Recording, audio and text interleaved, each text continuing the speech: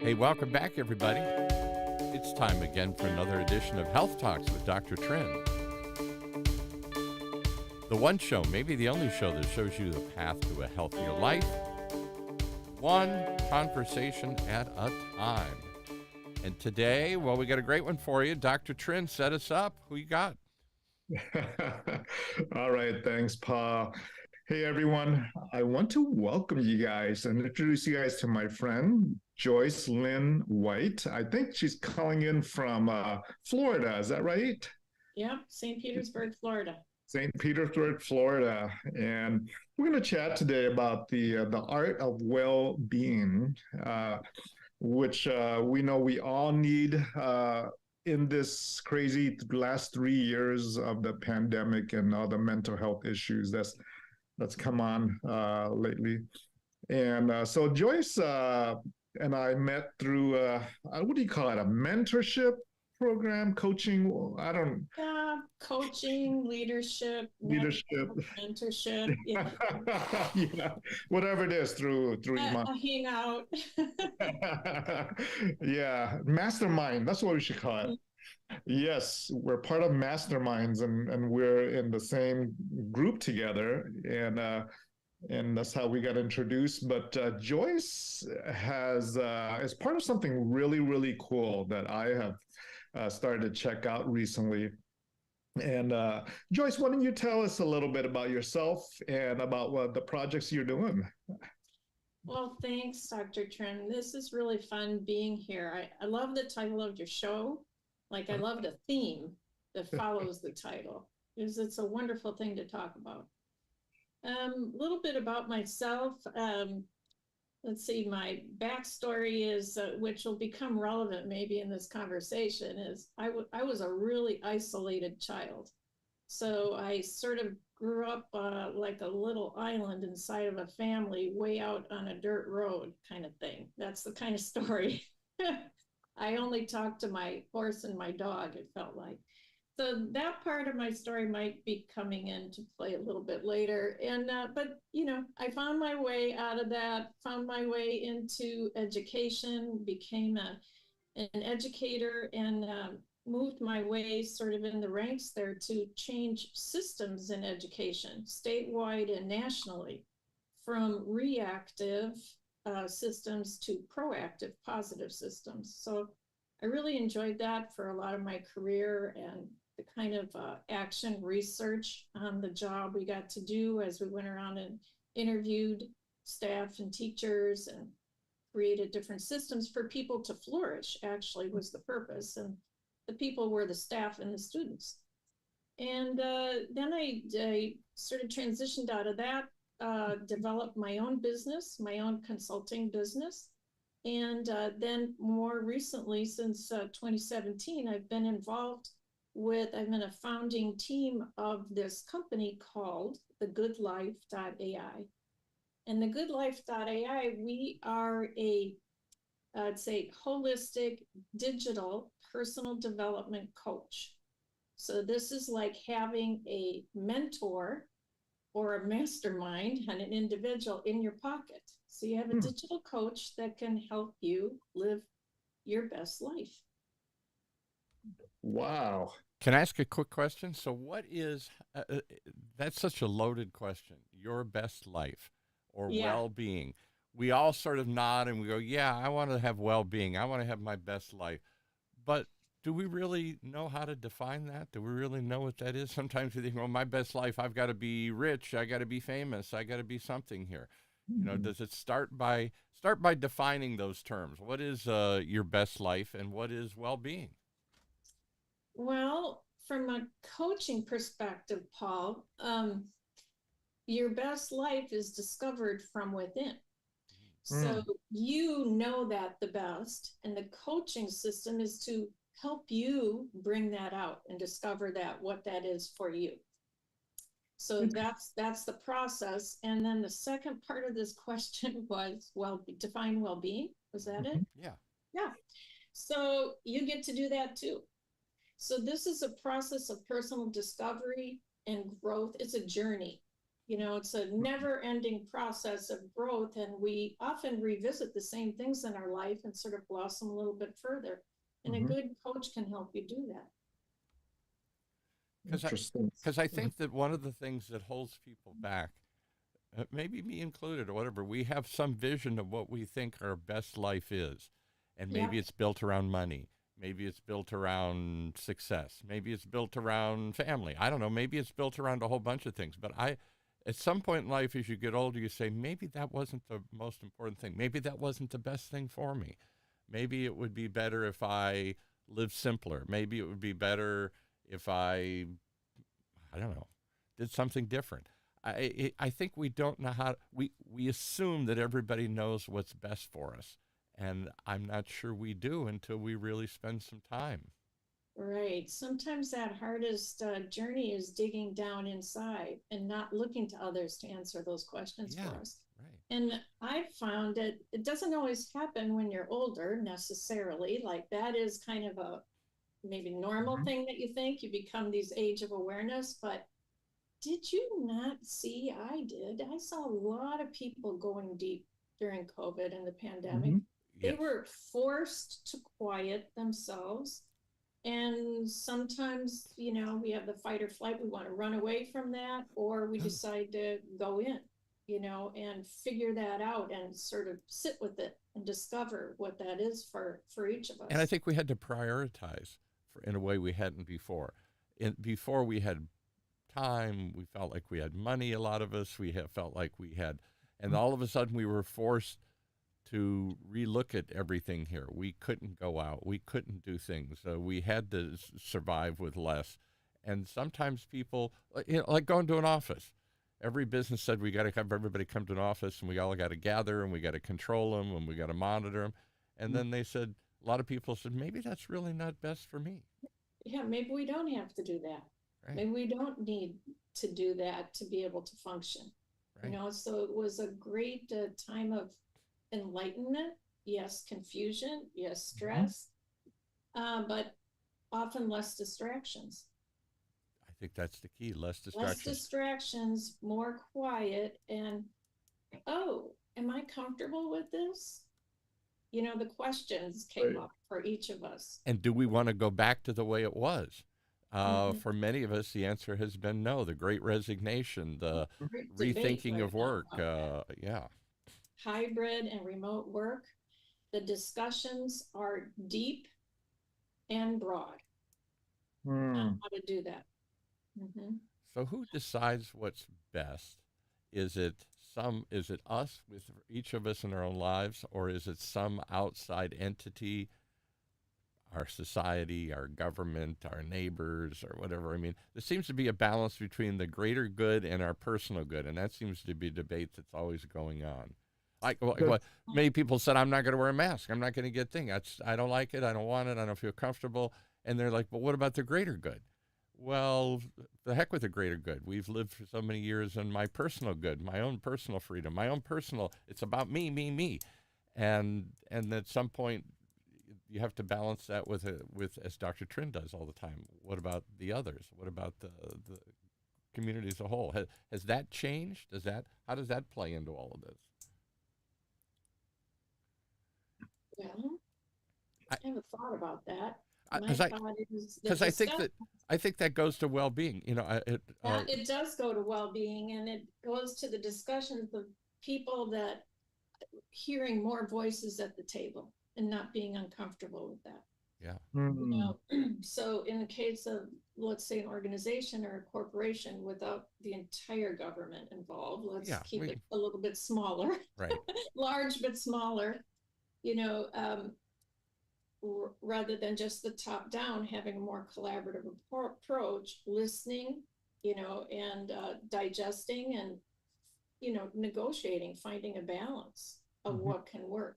But that requires some systems to change to do that, because you can't quite stick a round peg or square peg in a round hole, so you have to accommodate or change the systems so they can receive these voices or input and then adapt to that change.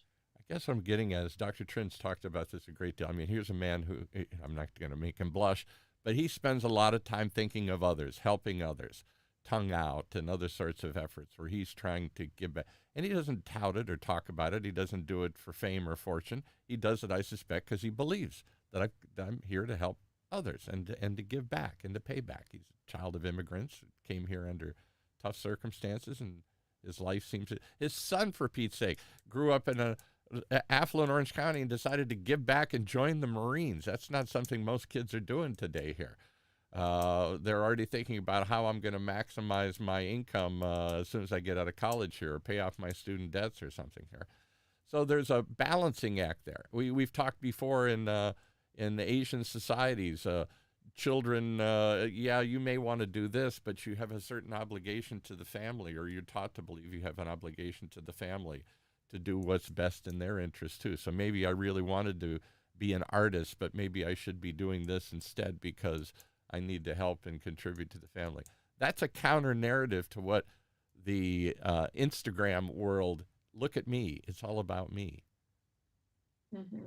And so I think that in balancing well-being, too often we just think it's all about me, my well-being, what I want, and without, do we have to balance that? Are we getting back to a more balanced approach that we got to look at it in a holistic sense, not just what's good for me, but what's good for my family and good for others around me? And does that moderate or change my sense of well-being?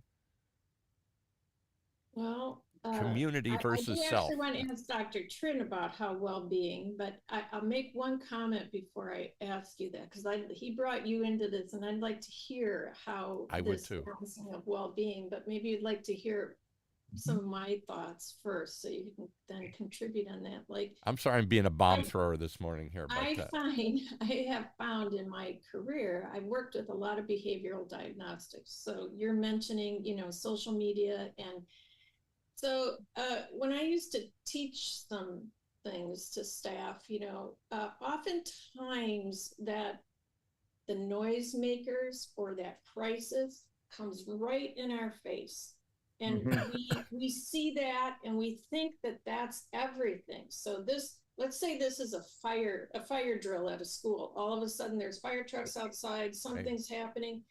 So I would tell the staff, remember where you're going, put the other hand out there. And if you know on a daily basis what your foundation is, where you're going, i.e. lesson plans, things like that, but where you're going, then when these things happen and they're in your face, you can shift your gaze and remember where you're going. Just look at those other 5 fingers. Don't look at this crisis right now.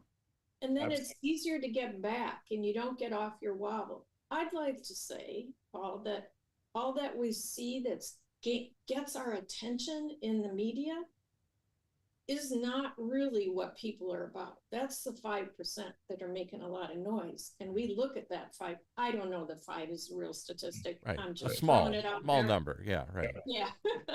I'm not giving stats on that, but that is the small percentage of people that are getting a lot of attention.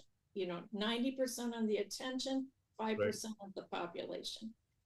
But there's a movement of grass, swelling of the tide the tide raises all ships right now. Yep. People have learned about giving to themselves and giving to others on an altruistic way, not giving material things, but time, talent, and sometimes treasure, sometimes money, but it's not necessarily money. I used to help out with the Heart Association, and my little slogan was, anybody can do something for 5 minutes. In 5 minutes, you can make 5 phone calls. In 5 minutes, you can do this. In 5 minutes, you can do that. So I give examples. It doesn't really take a lot of your time to build in giving as part of your kind of well-being plan, personal plan, because you integrate it in your daily activities. It's not another thing. It's part of life as you know it. Definitely part of wellness. Sometimes in order to find yourself, you have to kind of give yourself away. And we find that when we take, for example, students around the world with our nonprofit Tongue Out, whether it's in Haiti or Peru or Vietnam or in Mexico, our students who are usually either high schoolers or college, they they go with the intent of, you know, I want to change the world. I want to make a difference. I want to be able to use what I have as a 16-year-old, 17-year-old, 18-year-old. But they go out there, and when they come back, the the person that's most changed is themselves. Yeah. And they have a deeper appreciation of the meaning of life, really, and what we take for granted, and that life is not about just materialism and the accumulation of stuff, but just a bigger vision of what that is, and that all falls into uh, our mission of creating well-being, of wellness. I want I want Joyce to chat a little bit about the app or the software that you're a part of this team that's creating. I thought it was really neat. I had a chance to kind of pilot it, and I kind of want the world to know about it. Oh, thanks, Yeah. Dr. Trinh. That's great. Well, I'm very proud of the team first, the people in this company. Like, I'm proud, I'm honored, and I'm happy. All those things. It's a pleasure to work with this team, and I'd like to say we're all been involved in kind of like a legacy project. It's a passion project with some great expertise. So our co-founders, Stephanie Frank and Bryce Pullman, are tremendous experts, and I work on the team with, I'm on the founding team with them and another fellow, Cliff Edwards. So the software, the Good Life, is actually, if you can kind of imagine things that we've been talking about, and okay, in your example, Dr. Trinh, let's say you're a college student and you go out and you're kind of going to change the world. Now, this comes from a real story of like one of my daughters. So on a trip, and then we're kind of met with the hard facts that it isn't quite as altruistic as we thought out there. Sometimes there's some bumps in the road, and maybe all these people aren't real nice to me, or something happens, and you might wish you had somebody to talk to. So with that in mind, we developed, when people get to these hard bumps 24/7, 365, we don't always know when they're going to happen to us, and we don't always know when we need to sort of process it. But how can we provide something to people that we can help them reduce their loneliness, reduce their stress, reduce their confusion, so that they can have more clarity, more a healthy mindset, and just to be happier. We want people to be happy. So we went about that mission. And this was born from a story of one of our co-founders who found herself landed in the hospital after she had been a caregiver of a husband and a parent, and just very stressful life. She sort of landed herself unhealthy in the hospital, and wishing she had somebody to talk to privately, not wanting to go so far as like, I need to go in, to a healthcare provider, but I just need somebody like right now, right here, right now.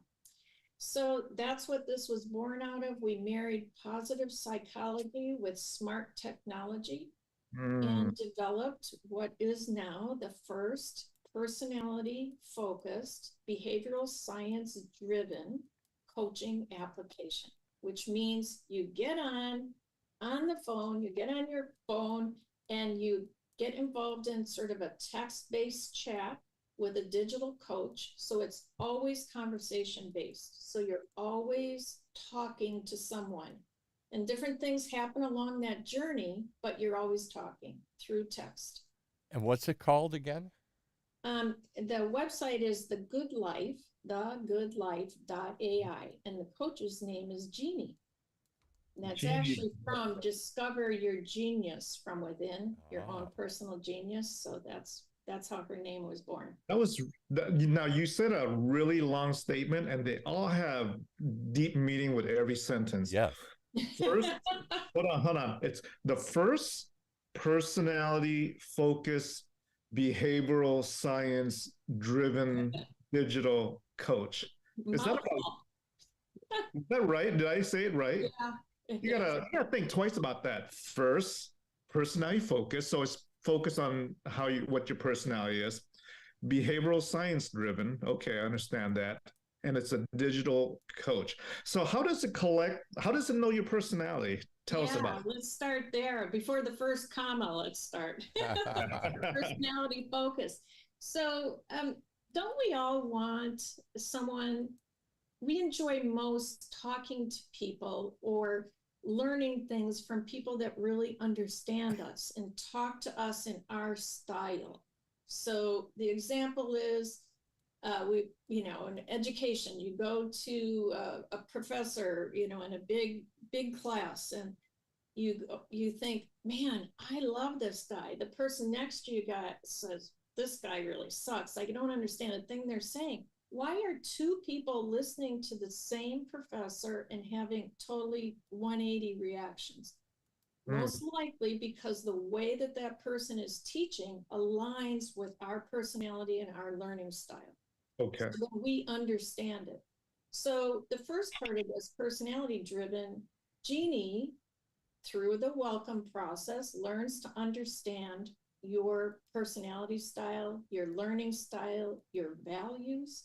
These are self-reported through conversation with her. And then she can begin, because of the AI, she can begin talking to you the way that you want to be talked to. And Jeannie's not a human. No, Jeannie is a digital AI coach. She learns and grows with you. So, Paul, Jeannie is this artificial intelligence coach that learns your personality as you are chatting with her, or it, or him. Jeannie gets me when nobody else does. Yeah, that's it. Jeannie gets you. Wow. How does Jeannie do that? I mean, I'm sure you have somebody programming all this stuff in behind the scenes, right? An IT team or something. I like to say this way, like a poem. Yeah. What you see on the front of the screen is so simple. Yeah. And behind the scene have been volumes of data combined to create this simplicity. Simplicity actually is the number one value of our company. So to create a simplicity in the front of the house, because it was a must. Think about it. Like if it was a complex system or it seemed complicated or overwhelming in any way, right, how are we going to help people reduce their stress? We're going to create stress. Absolutely. So it has to seem like, oh, no, I'm not doing much here. Nothing much happening. Yeah. And then bam, like, how did she know that? Like, scary. Jeannie's know everything about me. Can I give you a strange example? We had I'm trying to remember the name of the company now. Here, I'll think of it in a second. But this was a couple of years ago. They had an AI assistant app, and somehow you integrated this into your email system, and so it, rather than just responding, it would ask questions like a virtual assistant. And so it would help set up meetings. It would say, do you need anything further? It would carry on a kind of a basic conversation with you. And one of the unforeseen outcomes, the owner told us, was that people fell in love with this assistant. She was so kind. She was so thoughtful. She was so attentive. They would ask her out on a date. They would want to meet her. And he's like, it's a robot. But he had programmed it to be the ideal assistant. Can I help you? Can I follow up? What can I do? How about would this work for you and everything? And they did it in real nice, soft language. And people were so starved for that kind of response, that sort of attention. Is there a danger that people are going to fall in love with Jeannie? Jeannie gets me. Nobody else in the world does. Mm-hmm. There's a movie on that. Yeah, her. Remember, there was a movie where this guy fell in love with artificial intelligence or Yeah, that something. was Joaquin Phoenix and her, I think. Yeah, because Yeah. she is so we have programmed her to be everything that we're missing in our life. Somebody who listens, somebody who gets us, somebody who seems to care. In a Mhm. world where too many of us feel the absence of all that. Is is Yeah, so that word danger is an important, I think this is important, it's a little segue to talk about that. Because that would be one of the, with something you mentioned, Dr. Trinh, is something we are very thoughtful about, is people's perception that, you know, an AI might be intrusive or yeah. loss of security or loss of privacy. So I am not the architect, the software architect, but I do know that there's words for this in software architecture, but it's created that even us, the company, can't see into your private things. We can't see. We can't read what you write in your journal. We can't access it in any way. So it's a, I Right. hesitate to say the wrong words for what it is, Yeah. except I can talk about the results that we can't do that. And Jeannie goes, she does take some time to explain what coaching is and do people understand that. Now, the little bit difference, Paul, is our unique thing is that we are actually personality driven. That's one thing. Right. The other thing is that our intent is for the individuals that are being coached. This is a coaching process, is that they discover themselves, they flourish in themselves, not to become codependent on the coach. Right. I see. I Mhm. see. So Genie is not designed so that you fall in love with Genie, but Genie is designed so that she can give you input on how to improve yourself or give you insight into your own well-being or Right. And on the improve yourself, so an example of that would be um, I know something about like my particular style. I'm very right. audio style in variety of ways. So if I was stuck at, let's say, some productivity, procrastinating, or wasn't getting something done, an intervention or an activity that Jeannie might give me may have something to do with my strongest learning style, auditory, Hmm. rather than a journaling prompt or something else to suggest for me to do. Where someone else, she might tell them a joke, Ah, do something distracting just to shock them out of it, some kind of funny cat video. Where to me, I might think that was a little dorky, right? r- So it's different things, different strokes for different folks. And that's where the unique uh, thing of the personality driven emphasis is in we actually have patent pending license on this whole thing. So we're the wow. first one in this And what's category. the business model for all this? We're on a business channel here. We do mostly business shows. This is an exception to that. This is more of a community voice. But I always wonder on the apps, is there a business? Is this just simply giving back, or is this some way to monetize this? Do people subscribe to this? Do people? Yes, it's a subscription basis, and we are working business to business, working with organizations to help networks of people. Hmm. We I aren't see. a direct business to consumer model. So it's a business to business model. So I explain that. So you would go to what, a company or something, Mhm. and try Any kind of organization that has people. and this would be something they could subscribe. This would be a tool to help their members, their community, their employees, something. Yeah, there's talking about, I'm sure if this is a business, I listened to a couple of your podcasts, but you must have been throwing around some of the statistics of these last years of Uh-huh. what businesses are struggling with and the amount of money, like let's say out of every 100 workers, Mhm. the Office of Workforce Development, these are their statistics, but out of, let's say, every 100 employees, now this is not designating remote or hybrid employees, just employees, 62 out of 100 are struggling with stress and feeling of overwhelm. No Wow. question about it. I didn't know it was that high, but yeah. 200, that translates to about 280 lost days of work and $189 million of sunk costs due to stress. Wow. So then you mentioned, Paul, the Great Resignation. So people are saying, well, I don't really need to come back to be around the water cooler. I don't need to waste my time driving and my money and all that. I'm still being productive. But what we're seeing in the hybrid and remote workforce is loneliness, disengagement.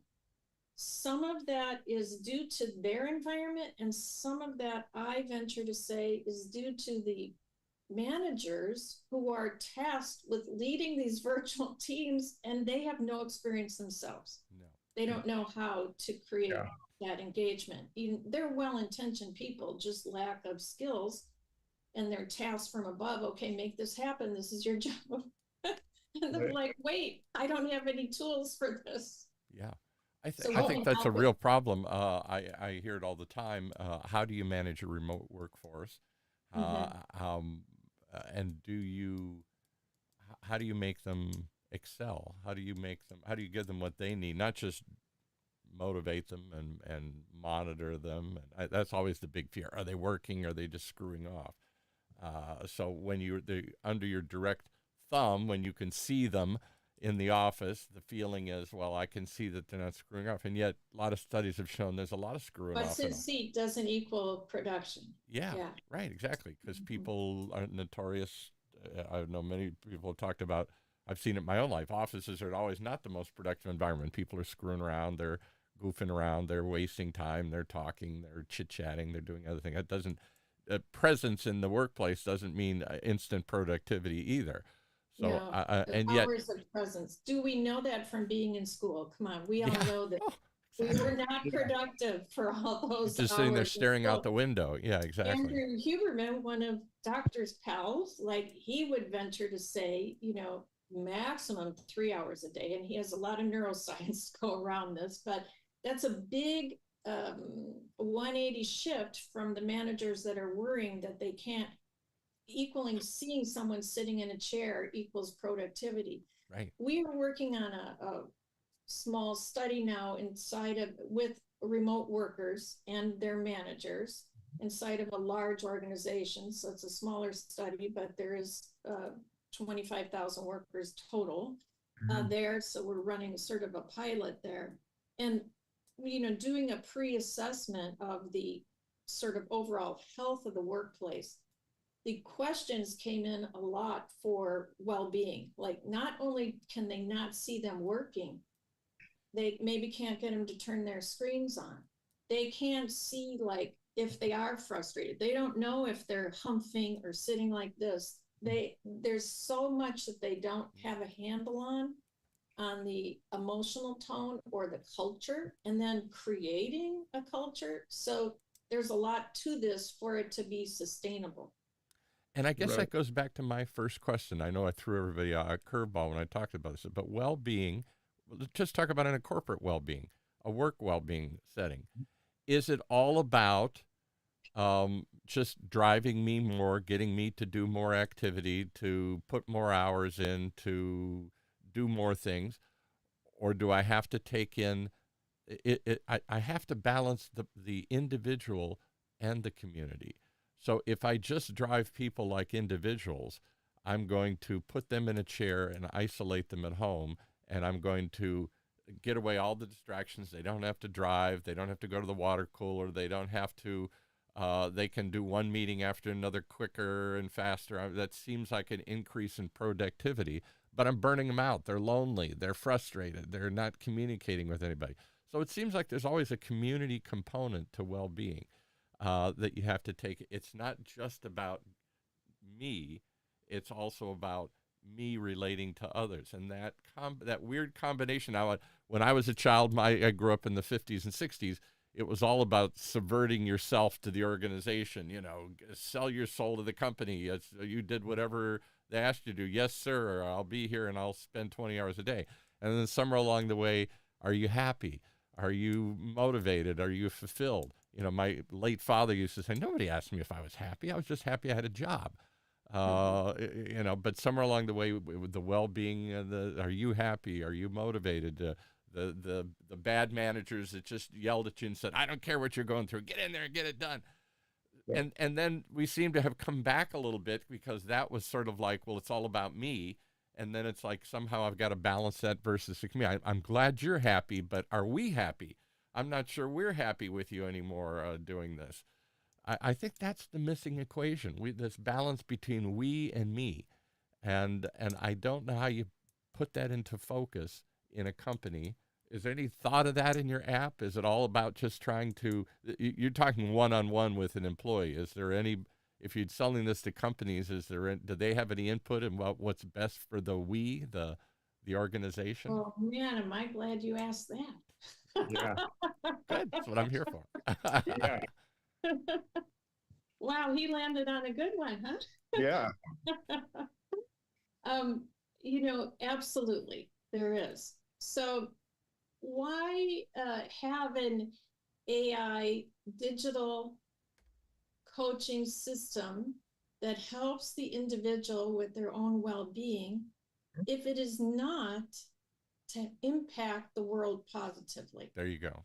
So in order to do that, we need to help the organizations that are providing for those people, that are, we like to say, serving those people, you know, their employees, their staff, and their customers, resultantly down the line, to be better and do better. So be more people first organizations. So how do you do that?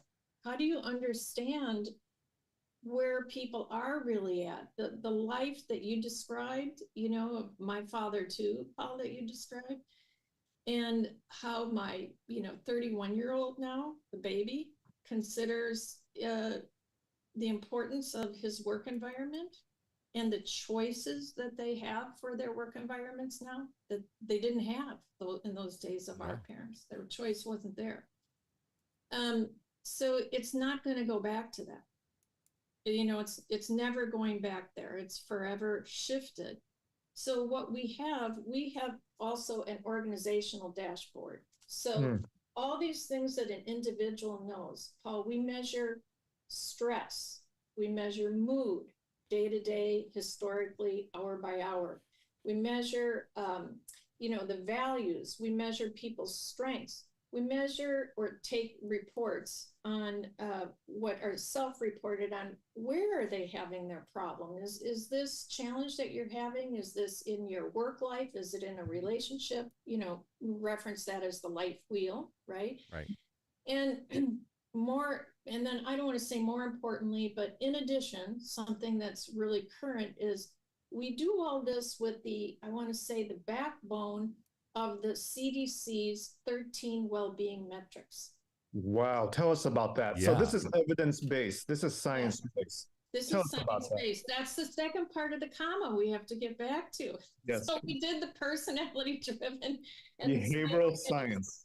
Yes. Yeah. So, you know, yes, we have cognitive behavioral therapy. Yes, we have different coaching, you know, and behavioral practices in there. But then what's the blueprint? Yeah.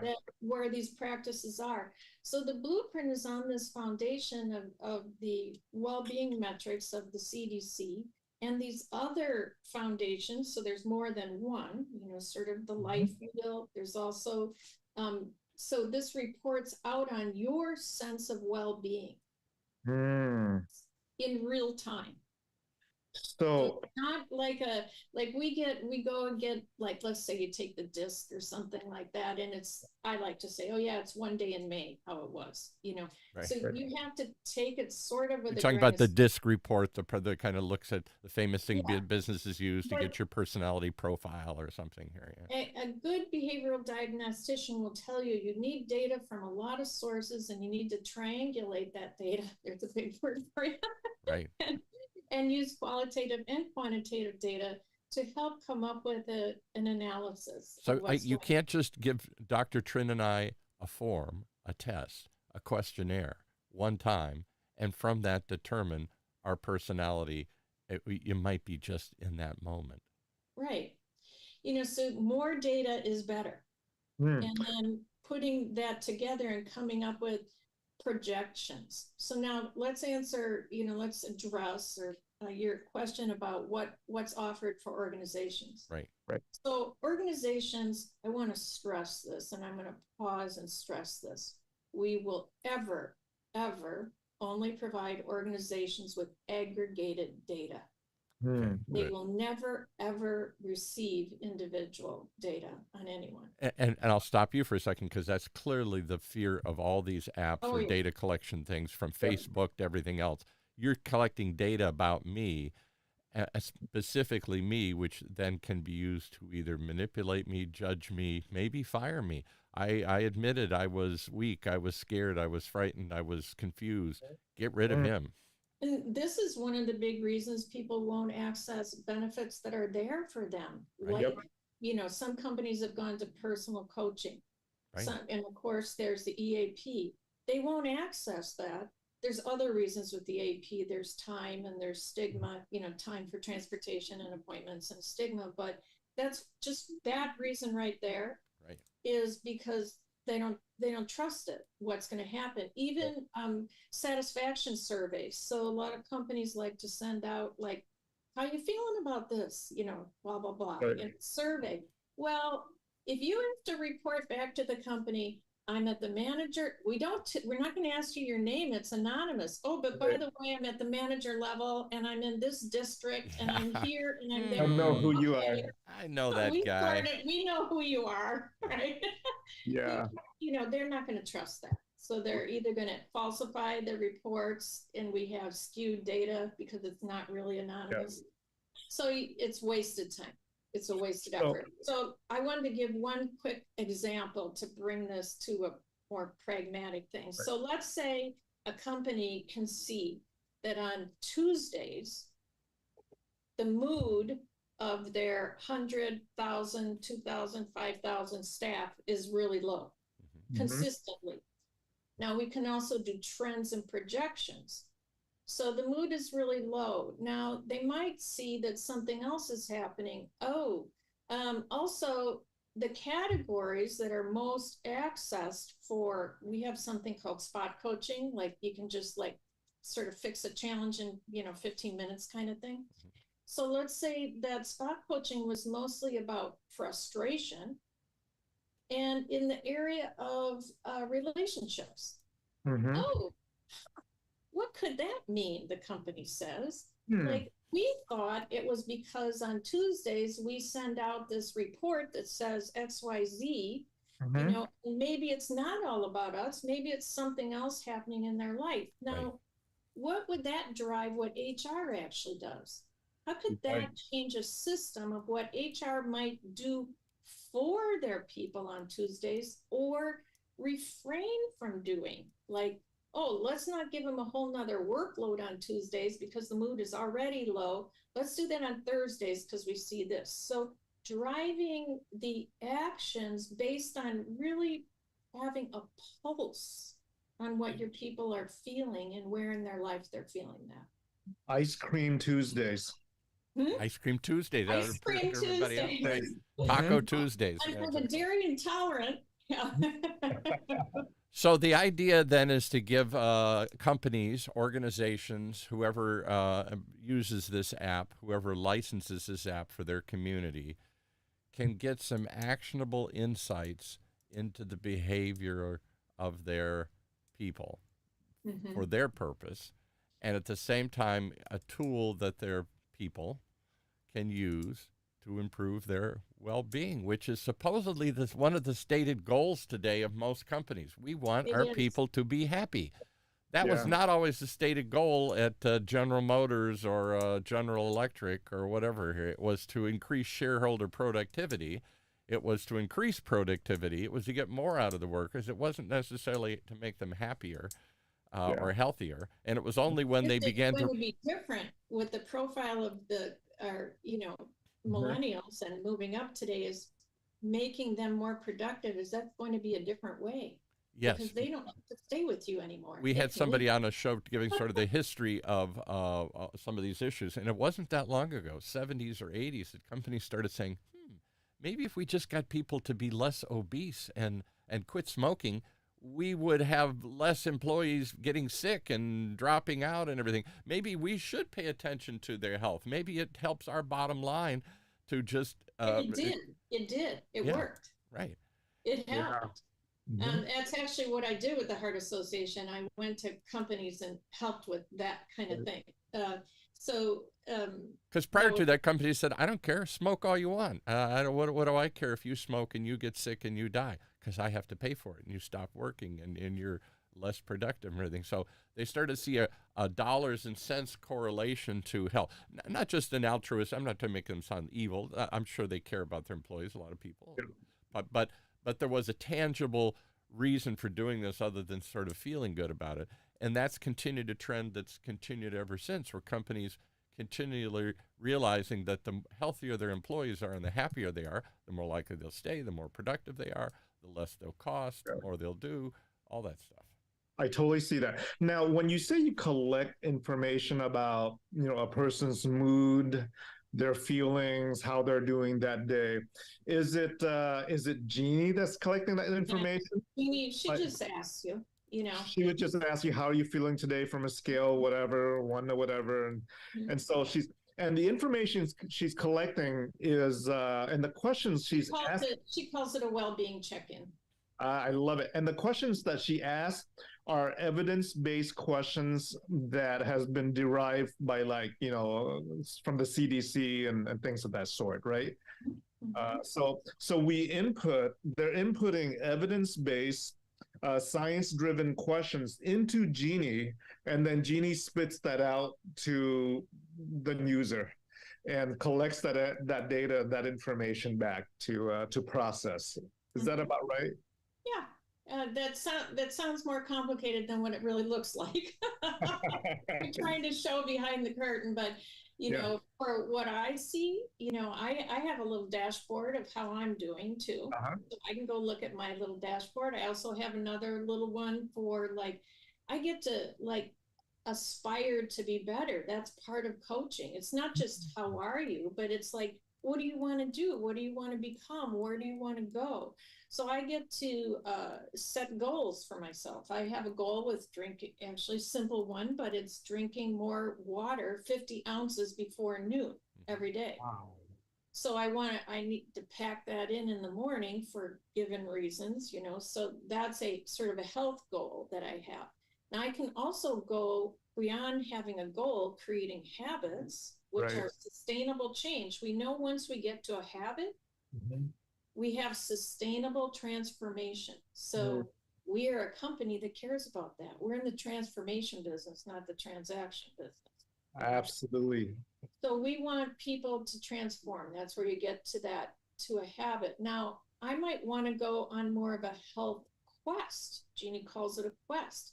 So I can design my whole sort of journey. Right. The journey won't change along the way. We know when we go on a quest, whoops, I don't know how to get around these boulders. Look, whoops, it got dark. I have to navigate at night, so to speak, metaphorically, but things change on a journey. And Jeannie helps you identify that. She also will send me little reminders. If I'm sort of overdue on something or where I'm at, do you want to check? Oh, I haven't seen you for 2 days. Do you want to do a check-in today? So I get little nudges. I see. How does it look practically with Jeannie? Let's say, so you have this goal of drinking, 50 ounces of water before noon, right? So how does this work with Jeannie? Do you tell Jeannie that's my goal? And what does Jeannie do after you identify your goal with Jeannie? So how does that work? Jeannie says, "Don't do it. It's a waste of time. Save that effort. You're going to be peeing all day. You're going to be peeing all day. You really think about this. Come on, Jeannie, I'm your friend here. Don't do it. Don't waste your time. Have some more nachos." Yeah. Yeah. How does that work? So, yeah. Salt, huh? Well, so I mentioned a system called spot coaching. So that's when I have maybe some sort of challenge, like I'm really pissed off or I had a fight with somebody or something happened there. Right. Goal setting is aspiring to something. So I set that up. I say, oh, I want to do this, you know. And so she talks me through, you know, you don't get any forms to fill out. You don't get anything like that. It's all texting. Yeah. Back and forth. Yeah, Jeannie texts us. And then it miraculously appears on this page that says, I have these goals. These are the dates that you said you wanted, sort of like that assistant you described, Paul. It appears for me. So I didn't get faced with, oh, fill in the blanks. There's none of that. There's no fill in the blanks ever. Wow. And then there's dates, since there's dates associated with that, like she knows that. And if I'm not doing that, she might nudge me, or I might get a celebratory thing like, oh, you knocked that one off the list. Good job. You know, that kind of thing. Huh. So you have this dashboard with your goals on it that Jeannie just populates for you based on you texting Jeannie back and forth. Isn't that nice? Like, I love that. Somebody listens, somebody acknowledges that I'm there, somebody cheers me on. Boy, I could use all of that in my life. Who cheers me? Clerical work. Yeah, right. I mean, because I think about it. I will give you another strange analogy. Years and years ago, I owned a bar, an Irish pub with some other people. We thought it'd be fun. It was kind of a nightmare. But anyway, what surprised us, many things surprised us, is I thought it would be for 30-somethings, 40-somethings, the post-dating, you want to cheers, you just want to sit down and spend time and hang out with people. And we had activities, pool tables, and other sorts of things. And what we found is we were getting people in the 60s, 70s, 80s coming down to the bar here. People we never anticipated doing it. Why? This was a rather upscale neighborhood in southern Orange County here, because they were lonely. They're divorced. They've lost their spouse or their significant other. The children have grown up. About that too. Yeah. Oh my goodness. They wanted to come down and interact with people and hang out and have a community. That was what was missing. The old-fashioned Irish pub where the town just gathered after work and shot the breeze and shot some pool and did something. They were lonely. They were disconnected. They were searching for they weren't looking for love. They were just looking for friendship and community. And I didn't think I was building a community with a bar, but I did in that place. And that was very enlightening to me. And I think you building a community here, and the same thing, how starved people are for attention, for somebody to listen, for somebody to talk to, for somebody to show sympathies, for someone to share things with. Too many of us, particularly, and this is 10 years ago. It's gotten worse as we've gotten more isolated, more alone, and more on Zoom calls. I suspect that there's a need for something like this. I get the practical need. The businesses get even more insight to what's happening in real time with their real people. And can make Paul, you mentioned the Marines. One of my sons is a combat veteran from Iraqi freedom. And, you know, I personally, before he wanted to do that, because this was all driven by him desiring to find that, do that, be in the Marines, I had no understanding at all of pretty much where my freedoms came from. Like, I really feel like I was clueless in Seattle, like about life. And here I am an adult, you know, I reflect back on that, but he was so passionate about it. I was a single parent, and I'm like, well, I got to follow his lead, because I got to go to these things with him, go see what he's learning about, so I can at least help him to ask good questions and make the decisions that he's going to make, not me. Right. Yeah. So he was in a small group of people in that first push in Iraq, that he was in fuel support. So there were only 12 that provided that on the front line. So I have, you know, since that time, he did survive and come back. There's been a lot of experiences, as we've all heard about, you know, suicides and, you know, struggles. So I've learned a lot since then too. So one of the, some of the organizations is the VA that some of us are working with. I'm not personally as intricately involved, but am I honored to be with a company that is possibly providing this tool would be the vehicle for them to deliver. They've done 3 years of research on a whole health solution and helping them to deliver this to veterans. Now, we're not that far along with it, but am I honored and optimistic? Ever-present optimism I have. Yes, I know, but we're going to stay optimistic. Yes. Yeah. I'm deeply moved by your story, and I feel sympathy. I feel support. I feel that, wow, what a tale to tell about your late son here. Yeah. And I'm sorry for your loss. I'm grateful his service, and I can. Well, he didn't pass away. My son didn't pass away. Oh, I thought he. Okay. No, but others did. Yes, He didn't die of suicide. But when I reference that, he has witnessed that a lot. Right. With his brothers and sisters. We still struggle with that aspect. You talk about giving, like the things he does, he carries in the trunk of his car, or actions that he takes front facing. I would say he doesn't do any front facing things that anyone would notice, except, kind of a loving parent notices. It's the little things. I used to have that little sign up. It's little things that count in my home when the kids are little. Maybe that, came into him, but again, it's where we started. It's a sense of him, his sense of himself doesn't just begin and end with himself. He obviously feels a connection to this band of brothers.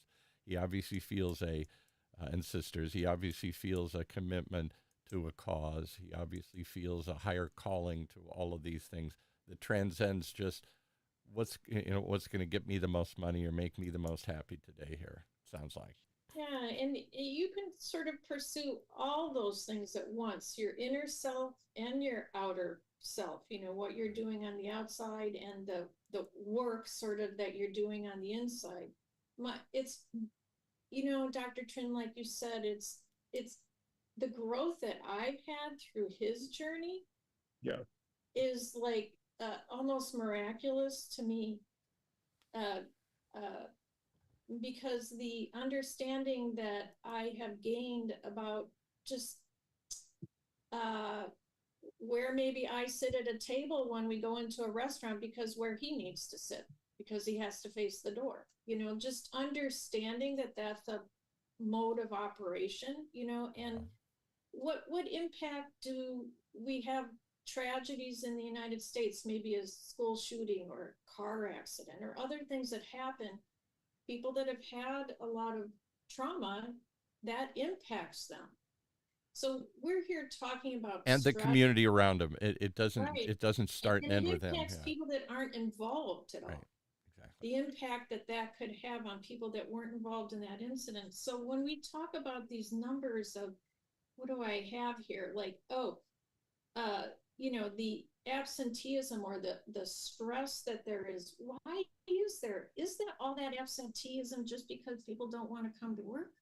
Right. No. Or they're sick of the way the culture is? Is it just that?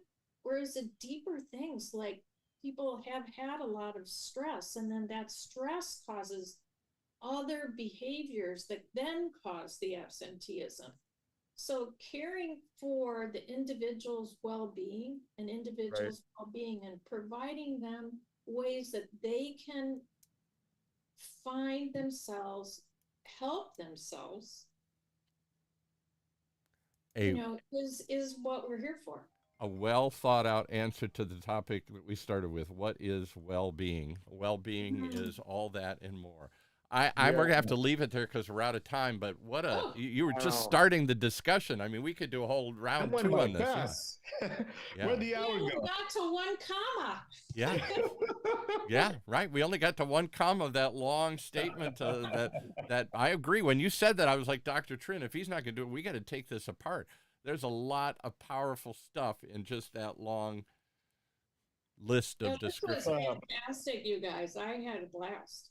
Joyce, we'll have you back to continue this conversation because there's so much more we need to talk about when it comes to well-being and not just corporate well-being, but well-being in general. Yeah, and I think it's for me. When you take it out of the jargon and put it into real people's lives, right. It's huge. Yes. Yes. And for me, I'm most interested in that balance between personal well-being and society's well-being, group well-being. Sociology and psychology, you know, the group of the thought of the individual and the individual in a group of people. Because I think that we don't live in an island, we don't live alone, and the two impact each other. Too often through history, it's all about the group or it's all about the individual. And I think it has to be a combination of both here. In my own opinion. And I want to hear more about the team behind you, because I know you have behavioral scientists in your team, and we're interested in, you know, like who are these people? Who are these people that Jeannie is talking about? Jeannie's like the front end. Who are these people, and how are you all connected? And let's okay, well, we're gonna take a break during Christmas, but let's continue this conversation sometime in January. I'll look at the schedule. Okay. And we got a lot more to talk about. We want to hear about the magic genies that uncork the bottle of all that this is here. Right, yeah. And by the way, Joyce, I mean, are you looking for folks to test out your product, or are you looking for corporations to buy and subscribe the product? Where are you at in this whole timeline thing that we can help you with? Oh, well, we are 100% launched. I mean, we have gone through our beta testing, you know, all the functions, all those kind of things that you have to do over and over, you know, so we're ready for sales, you know, and I'm actively having those discussions with a lot of companies right now, companies that actually, you know, there are companies that are helping large corporations with their organizational structure. So it's so exciting to be involved with researchers and people that actually are not just doing research, but they have hands-on action plans helping companies be more people-centric. Love it. Yeah, so much more to unpack. Talk to anybody. So much more to unpack. You've got a big issue, a need, as you started by saying. A lot of us are isolated, lonely, frustrated, all this stuff here. That's only continued as we've become more fragmented and more disassociated from groups and from each other and all this stuff here. My dad used to say, Joyce, you know, everybody puts their pants on the same way. Don't be afraid to talk to anybody. And that comes to mind right now. Well, he also said this one, do what makes you happy. Yeah. So it's my mentor over my shoulder here. Good. But like it comes to mind because, you know, it's what's good for the goose is good for the gander, Paul. So it's not just the employees that are stressed and lonely. Oh, yeah. It's management. That's true. It's everybody. We are all equal. It is like our lifeblood. You know, it's like we all have blood, right? Yeah. We all have that human condition. Mm-hmm. Nobody is, you know, is expunged from that. We all have the human conditions. We're all humans first, and then we are our job second. Well, I look forward to this conversation. As my late mother used to say, sometimes it seems like the whole world's having a nervous breakdown. I think we're building up to something like that as a society, as companies, as individuals. We're going through some comfortable transition to something on the other side here, whatever that is. And along the way, there's a lot of people nervous, upset, frightened, fearful, reacting badly. And don't feel they have anywhere to turn. Amen. Absolutely. There aren't enough bars around the country they can just go hang out at. Yeah. All right. Thank you for coming on. I think this is it opens up lots of directions to go with this, but in a very practical app that sounds like it has a practical application today for the employees and the organizations that they're part of. Thank you.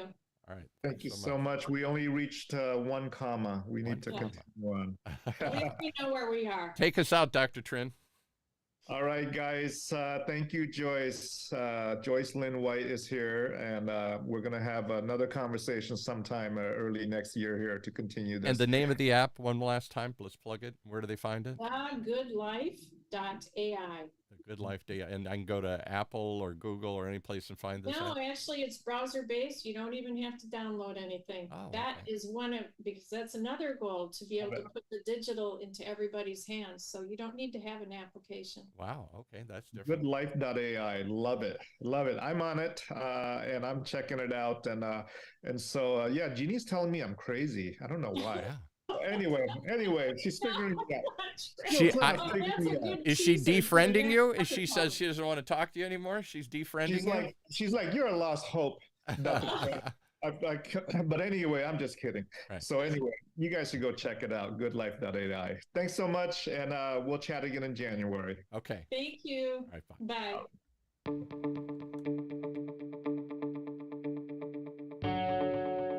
Well, there you have it. A lot to unpack in this week's Health Talk, with a whole lot more to come as we continue to explore the question, what is well-being?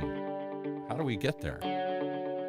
Streaming live from our studios here at the University of California, Irvine's Beale Applied Innovation Center.